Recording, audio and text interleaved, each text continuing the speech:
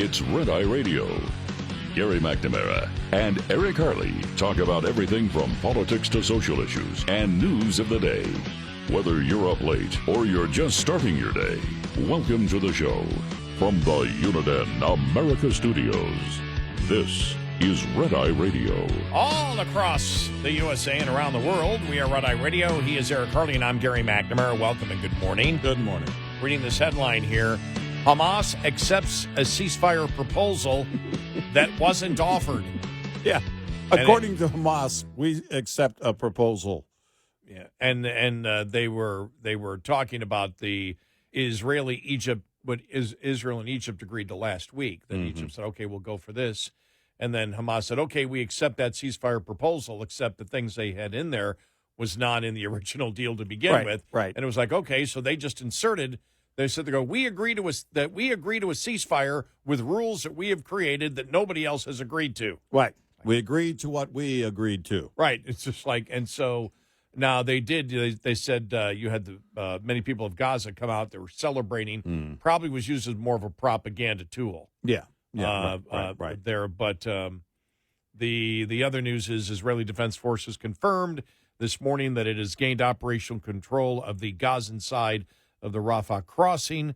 The IDF released a statement saying its forces began a precise counterterrorism operation, acting upon intelligence showing the area was being used for terrorist purposes. The IDF troops obtained operational control of the Gazan side of the crossing, the statement said.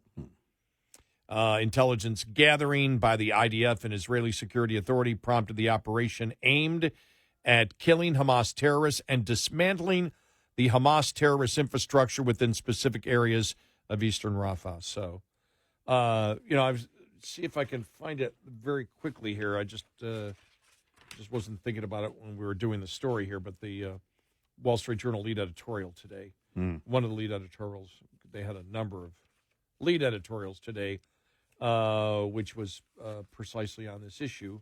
And, of course, as I'm going through everything and stalling here, we know that it will be the last thing in my pile. Yeah, of course. Yeah, it's going to be on the bottom there. Here it is, why Israel must take Rafah. It's the last sanctuary for Hamas's military battalions in Gaza. That sort of ends it right there. But they said the battle for Rafah has begun in Gaza, and it's an essential part of Israel's war of self-defense against Hamas. The terrorist group's leaders have dragged out negotiations for a ceasefire for months with no intention of freeing hostages, while President Biden shielded their stronghold from attack. Now the masterminds of October 7th are learning that Mr. Biden can't protect them. Think about that. God. Yeah. No amount of pressure, no decision by international forum will stop Israel from defending itself. Prime Minister Netanyahu said on Sunday, if Israel is forced to stand alone, Israel will stand alone. But we know we are not alone because countless decent people around the world support our cause. The early Monday morning, Israel ordered the evacuation of eastern Rafah, directing civilians to safety. In the afternoon, Israeli tanks advanced. The plan is to evacuate and fight in the city piece by piece, swiftly moving civilians north and west without leaving Hamas free to down the people as human shields. Objections are pouring in from the usual suspects. France says displacing the civilians is a crime. Would it prefer that Israel fight among them or simply leave Hamas alone? The United Nations Refugee Agency again puts its anti-Israel ideology above the safety of Palestinian civilians. The invasion of Rafah was made necessary on October 7th when Hamas slaughtered 1,200 Israelis. At that moment, it became impossible for Israel to allow Hamas to control territory, remain in power, and plan the next massacre as a terrorist pledged. Absolutely, and any country, including the United States, would agree if we were attacked in that same way. Yes.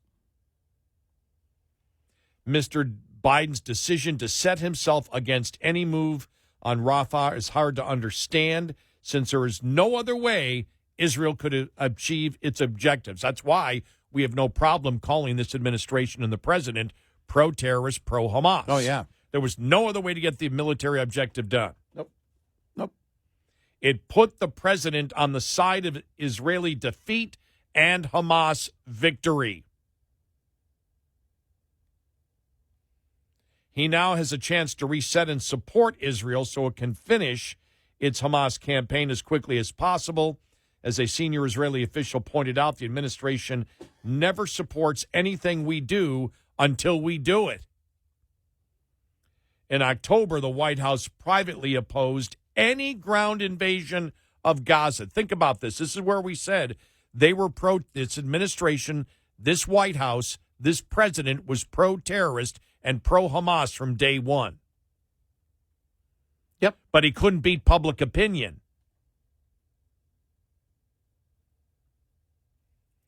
You know, and again, allowing Iran to fund their proxies over and over again. The policy isn't going to change. Look, Israel didn't have any choice. Israel doesn't have a choice except to defend themselves. Yet the radicals of the world want you to believe that they have no right to do so. Rafah hosts Hamas leaders, 4 terrorist battalions, hostages, and border crossing with Egypt, from which it controls incoming aid and smuggles in military supplies. It is crucial. It is the crucial city for the terrorist group future. Only when Rafah is in danger of falling will Hamas be ready to hand over its remaining hostages. After Israel announced a civilian evacuation on Monday, Hamas finally moved fast to submit a counteroffer. Interesting what real pressure can accomplish. Recall that after Israel blitzed Gaza City in November, Hamas released 105 hostages for a breather. Despite media reports, by Monday night, Hamas had not accepted a genuine ceasefire for hostages deal. It made its own offer that Israel end the war, which means accepting defeat.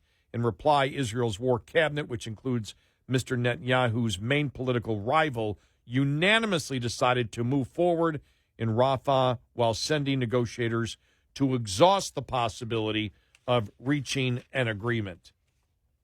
If Mr. Biden wants a ceasefire that matters, he will support Israel and let Hamas remember what it's like to negotiate with its back to the wall. But remember, the most important thing, as the Wall Street Journal puts here, the president didn't want Israel to do anything after the genocide of Jews in Israel. Yep. He's been as we said, he's been pro-terrorist, pro-Hamas from the very beginning of this. Yep. No way around that. No, there isn't any way around it. And still today, allowing Iran to fund the proxies, including Hamas, and putting a port in Gaza, and that aid will go direct. It's not humanitarian aid. It's aid directly to Hamas. And putting our armed forces in the way, in harm's way, in order to do that. How there isn't massive outrage about this, I just don't get it. It's as radical as I've seen any president. Yeah, when you think that that from the very beginning the White House was against it, and as soon as Israel went in, remember it was the 500 members of bureaucrats inside this administration that wrote for an immediate ceasefire. It's like, what are you, out of your mind? This goes way back. And then his own staff revolted against him. He wanted the White House, that's the president, wanted Israel not to even attack back. But when they did, he couldn't win the public opinion battle. This is what he truly believes, and his White House believes: pro-Hamas, pro-terrorist, anti-Israel, anti-Semitic, pro-genocide of Jews. There's no other way you can look at it. And then as you added, there was no reason for him to reverse the sanctions that we put on Iranian oil so they couldn't get those funds to give to the proxy. Trump had shut it down. Yep. He brought it back. They funded the proxies. What do you think funded the invasion into Israel? With Hamas, they've attacked, I don't even know, it's got to be over 200 times they've attacked American interests, American military interests, right? The proxies, and then he wasn't as active as Republicans were in Congress to fund Israel and other members of the party, but he signed the bill, and so we're basically funding both sides of a war that he doesn't want Israel to win. Right. No, he's making it impossible. He's doing everything he can to make it impossible for Israel to win this. And then you sit back and you go, why? You go, I don't know why, but all I know is by what he's doing, he's anti-Semitic, he's pro-terrorist, he's pro-genocide of Jews. There's no other way to look at it by the actual behavior of what he has done. He has the ability to cut Iran off right now, to put the sanctions back in place immediately. He's had it all along. He didn't have to reverse it, but he insists on them being able to fund their proxies, including Hamas. Well, no, he doesn't have that ability, just like he doesn't on the border. Oh, that's right. Yeah, I have the ability to do the opposite, but I don't have the ability to do the right thing. No, I'm actually starting to believe he doesn't have the ability. It's not within him to do the right thing. I'm starting to believe that. It's just impossible for him to do the right thing on either. 866-90-RED-EYE. This morning's USDA Farm Report is brought to you by House Products. Tested, trusted, guaranteed since 1920. Now through Wednesday on the National Mall in Washington, D.C., a display and celebration of modern agriculture.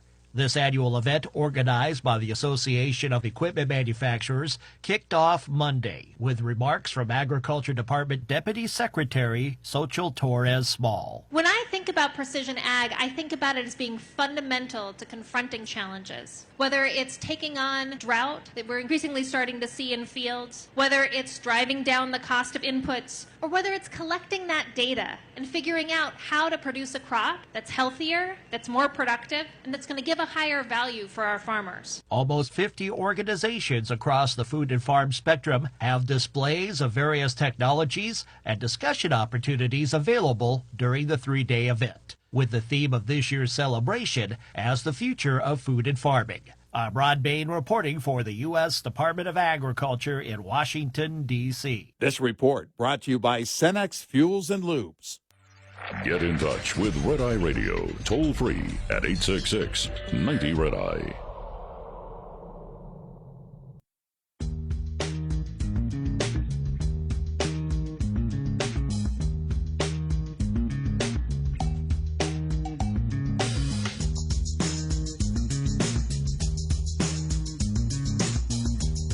It's Red Eye Radio. He is Eric Harley, and I'm Gary McNamara. We've been monitoring the situation. As you know, there was, expected, real bad weather and tornadoes in parts of Oklahoma. And tornado emergency, the most dire of tornado alerts, was put in effect for parts of Oklahoma as what was described by the National Weather Service as a large and destructive tornado that caused catastrophic damage, and it was moving into the town of Barnsdall. Video from Fox Weather storm trackers show significant damage to buildings in that area. A reporter from Fox 23 in Tulsa showed video of a roof in the middle of the street and major damage to trees. He also said there was also a strong smell of natural gas in the area, and police were keeping people away from the scene. Also said that emergency crews are going house to house to see if anyone has been injured or killed by the storm. I can only imagine what this is going to look like in the morning, the reporter said. You and I talked about this yesterday, and it was a part of a concern because that area, what was it? It was classified as what, 5? A risk level 5, and right. that's the highest risk you can get. And basically, all the conditions were that and they were, each of those conditions were very strong in nature. They were going to be present throughout the later afternoon and then evening hours, and then it started as the afternoon started to come about, and those storms started to form, and it was apparent that a lot of that stuff was really going to pop after dark, and that becomes especially dangerous. And so you saw this. It was a multi-state outbreak. You had, of course, Oklahoma. You had Missouri. Tennessee actually seeing some tornadoes on the ground there. And this system was, and it's not over. There are still some thunderstorms as a result of the system that has moved on further eastward. And some risk in other areas further east later this afternoon as well. But when you see a level 5 risk, that gets everybody's attention. And, it started, that risk was not far from where we are. It's about probably an hour and a half where you got into that level 5 zone. So our neighbors to the north there in Oklahoma know this all too well, but it's kind of rare that it gets to a 5. This is one of the great things about the technology, though. I think back to April 10th, 1979, in Wichita Falls, Texas, what would be categorized as an EF5 tornado today.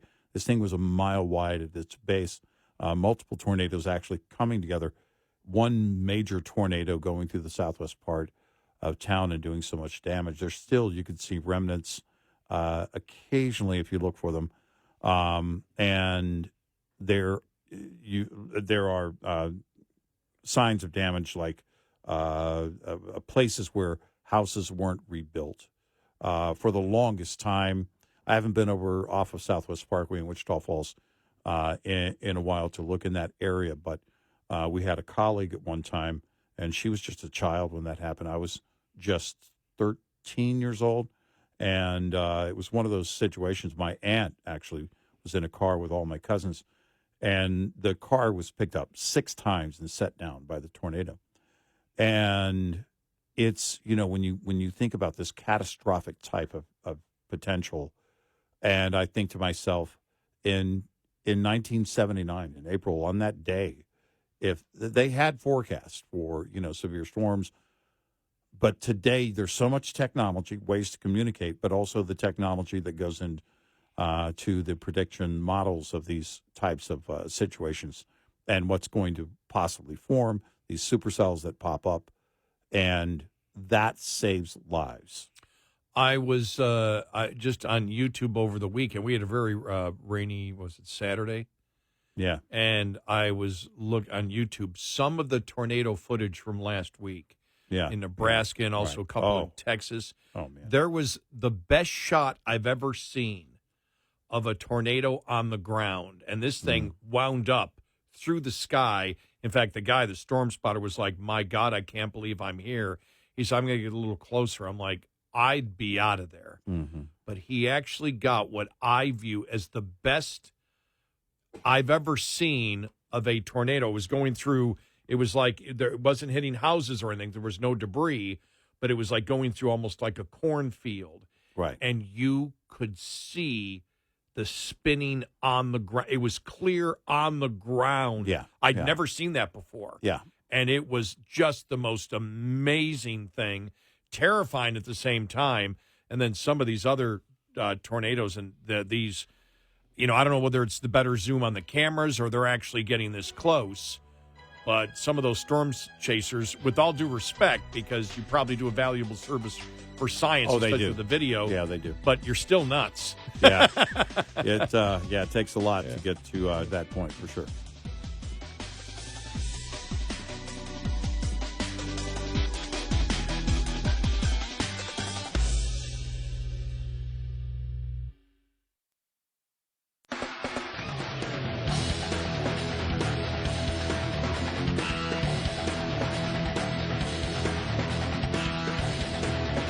You're listening to Red Eye Radio from the Uniden America Studios.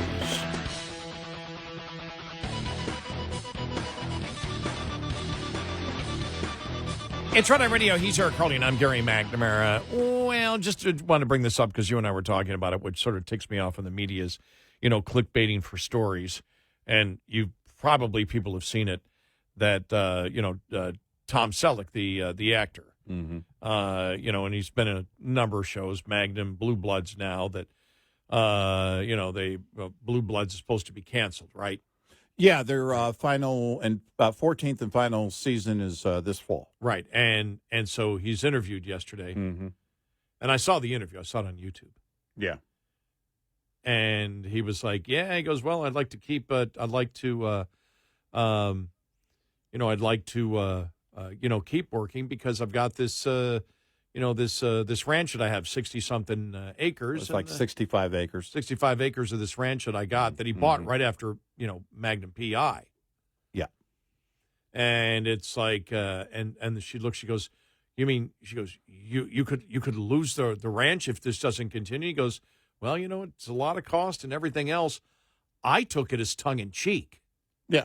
I didn't take it as serious. And then everywhere you see it, Tom Selleck could lose his ranch if he doesn't continue." And I'm like, wait a minute. I think I've seen probably the average of all the net worth, all the network websites out there. He's roughly worth around $45 to $50 million.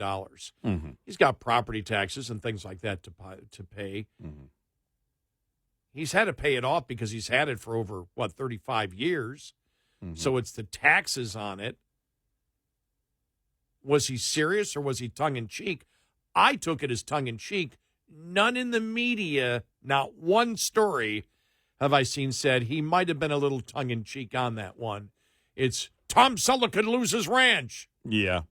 I think he's was more in the mode of because he also alluded to, he says he's holding out hope that CBS will change their mind. Right. And uncancel the show. They do very well in the ratings. The problem is it's not in the right money demographic, and we've seen that before. And so when that happens, you see it. It's been 14 seasons. For any show to go on for 14 seasons, that's a hit.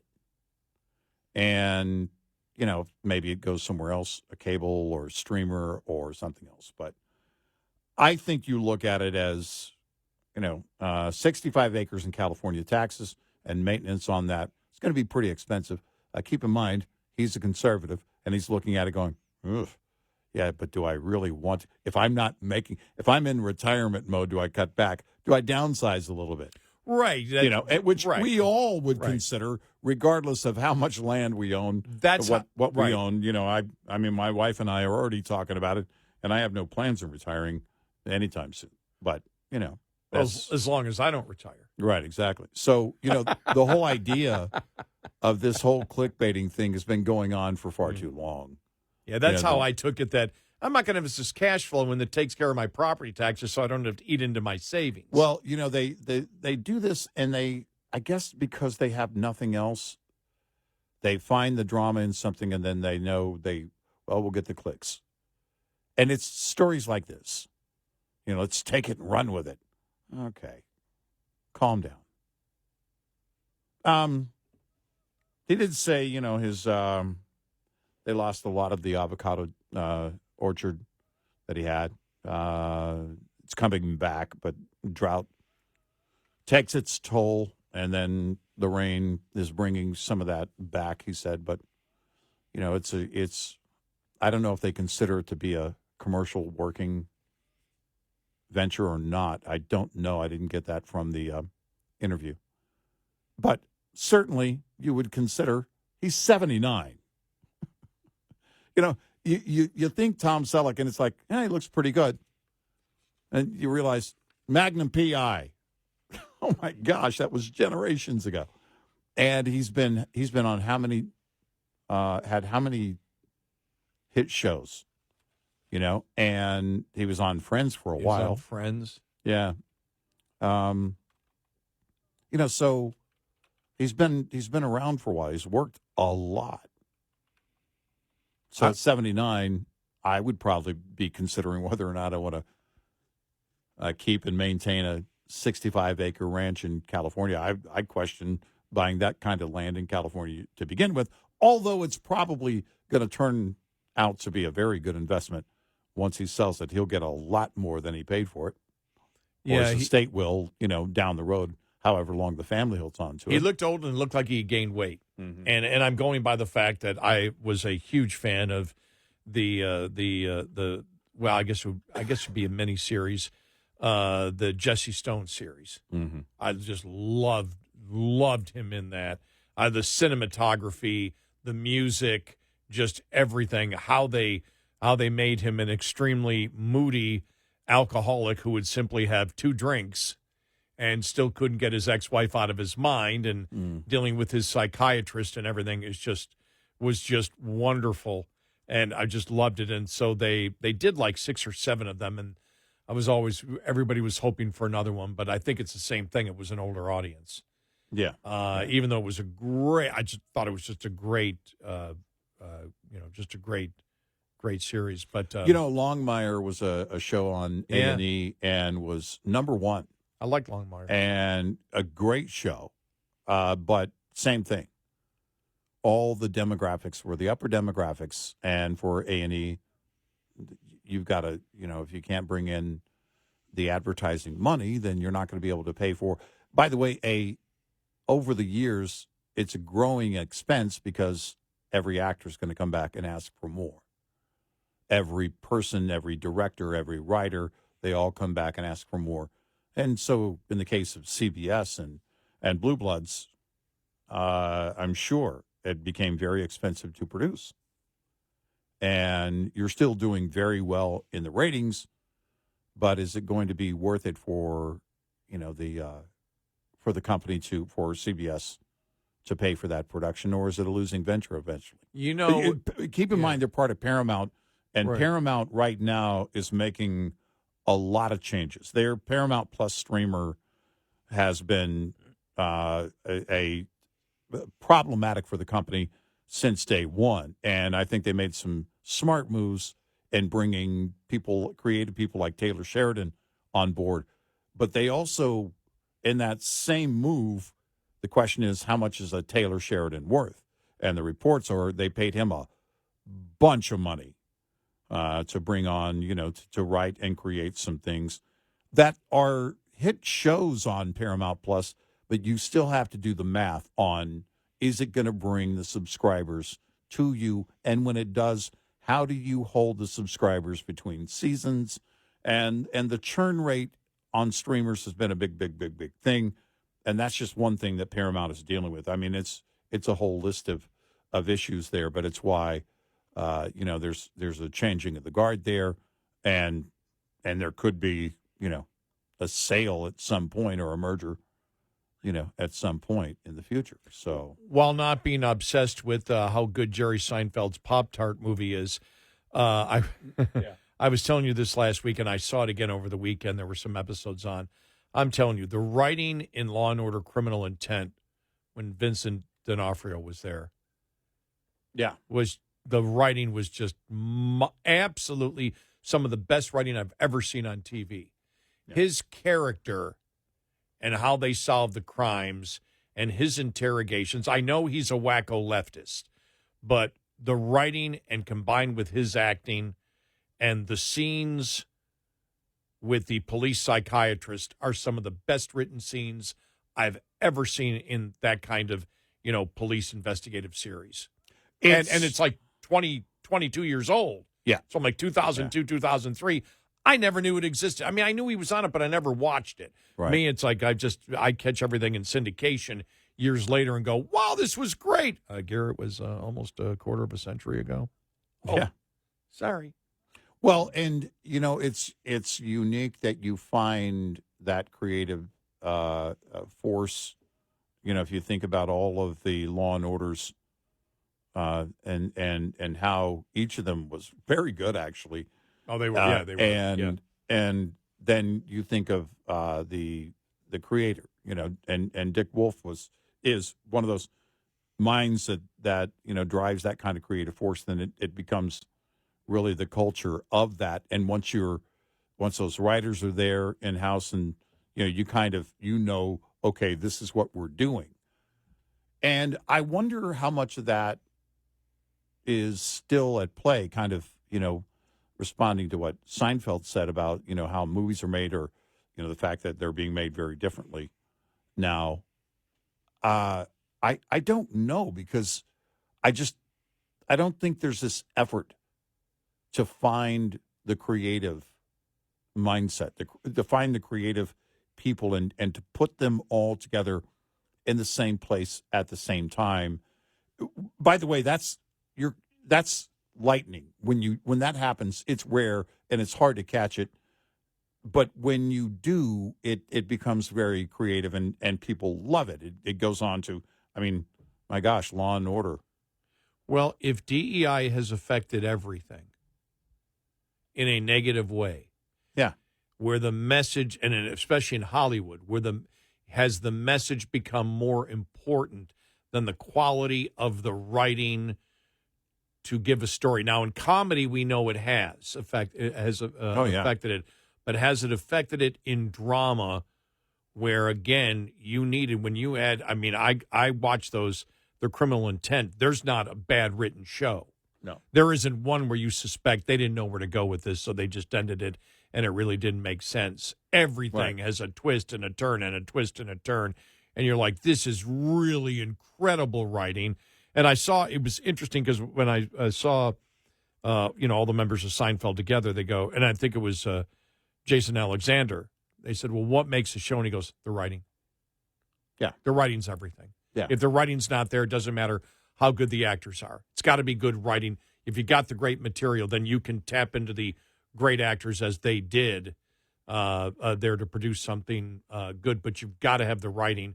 And if the whole Hollywood has gone woke, and you've seen the crap that they put out, the stuff that Disney has put out, it's like, well, everybody's like, problem. This isn't going to make it. It's not going to sell it. Because you go there and you let's say you're going to a theater, or you sit down in front of your TV, whatever. Everything now is on demand, right? Everything that we take in is entertainment. It's not surfing anymore. We seek it out. It's on demand. We go to it. So when we go to it, it's not, anything else. It's us choosing something out of the entire bundle, massive, massive ball of twine that is the entertainment industry. And we select, okay, this is what we're going to sit in front of. This is what we're going to do. And then all of a sudden, 10 minutes in, you can hear the woke language, or you can hear where they're going with it. And you're thinking to yourself, nope, this isn't working at all, because it's not working to the storyline. It's not working to the characters. It's not working to the story I thought I was sitting down to watch. It's working against it. I don't have cable or satellite. I still have roughly 300 choices every time I turn on the TV, including, I have more. I have unlimited because of YouTube. Yeah. That I can search out exactly what I want to see that isn't made by Hollywood. Right. So to be able to think about it, to be able to catch fire in something like that, and an audience which is looking for what it wants, whole different ball game than it used to be when you had three networks, where it's like, this is your entertainment for the night. You have three choices. Right. And that's what it was when we were growing up. And this is what's on, and if you don't like it, then sorry, you're still probably gonna watch it. You'll watch the best of all the bad shows that are on. Man, rerun season.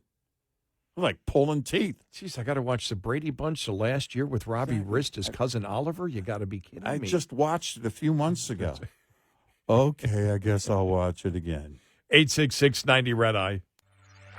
We'll be right back with more Red Eye Radio with Eric Harley and Gary McNamara.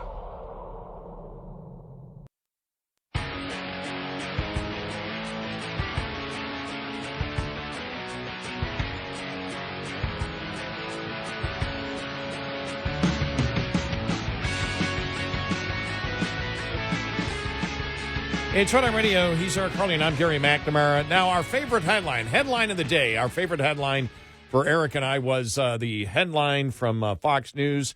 New York Times editor says it's not paper's job to be Biden's campaign arm. We'll rewrite that headline. New York Times editor doesn't know what his job is.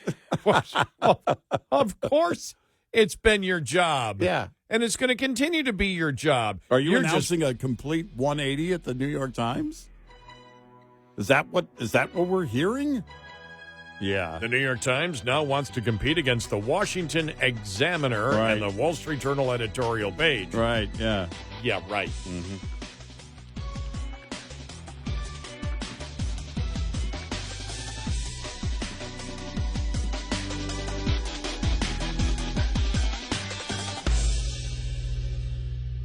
This is Red Eye Radio on Westwood One.